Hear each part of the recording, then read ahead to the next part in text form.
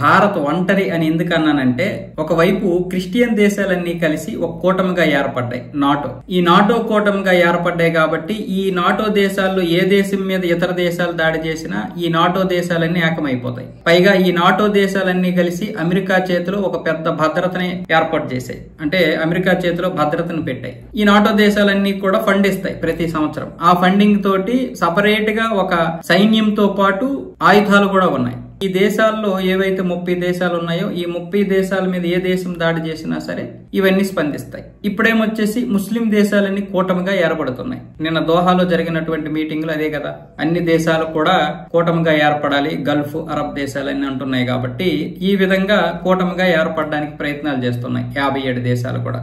దానికి మిగతా దేశాలన్నీ ఆమోదం తెలిపాయి. ఇక మన దేశం ఉంది, హిందూ దేశం. హిందూ దేశమా అంటే కాదు, లౌకిక దేశం. కొన్ని పక్కనే నేపాల్ ఉందంటే అక్కడ కమ్యూనిస్టులు చేరిపోయారు, అది ఇప్పుడు అల్లుకొల్లోలంలో ఉంది. భూటాన్ ఉందంటే చైనా ఆధ్వర్యం తీసుకుంటుంది, చైనా దాని మీద పట్టు సాధిస్తుంది. శ్రీలంక హిందూ దేశం అనుకుందామంటే అది బౌద్ధ కంట్రీ అయిపోయింది, బుద్ధిస్ట్.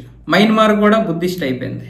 ఇకనేవి కూడా హిందూ దేశంగా రావు. కాకపోతే హిందువుల్లాగే ఉంటారు వాళ్ళు, హిందువుల మాదిరి అంతా మన యొక్క పద్ధతే, మన యొక్క శాంతి కాముకులుగానే ఉంటారు బుద్ధిస్టులు కూడా. కాబట్టి ఇప్పుడు భారతదేశం ఒంటరే అంటే అసలు భారతదేశానికి హిందుత్వమే లేదు వాస్తవంగా చెప్పాలంటే. ఆ విధంగా చేసేశారు గత 50 సంవత్సరాలుగా. ఇక ఇప్పటికీ ఇక్కడ దాడులు జరుగుతూనే ఉన్నాయి హిందువుల మీద. అంటే మనకంటూ ఒక దేశం అయితే లేదు. మళ్ళీ 4వసారి నరేంద్ర మోదీ గారు వస్తే ఇక్కడ ఉన్నటువంటి వాళ్ళు ఏడుపుకి అంతే ఉండదు.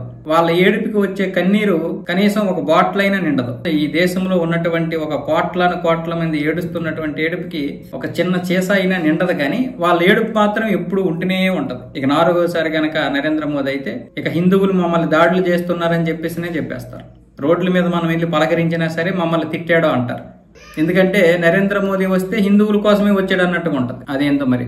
ఈ విధంగా లేదనుకుంటే ఈవీఎంల ద్వారా గెలిచాడు అంటూ ఏడుస్తూనే ఉంటారు. ఇక ఎప్పటికీ ఇది హిందూ దేశం కాదు. ఇంక మనం ఎప్పుడు ఏకమవుతాము? ఈ దేశాలన్నీ ఎప్పుడు ఏకమవుతాయి? మన నుంచి విడిపోయినటువంటి బంగ్లాదేశ్, పాకిస్తాన్ ఇస్లామిక్ దేశాలు అయిపోయాయి. మనకు చుట్టుపక్కల ఉన్నటువంటి దేశాలన్నింటినీ మనకి అమెరికా, చైనా లాంటి దేశాలు దూరం చేస్తూనే ఉన్నాయి.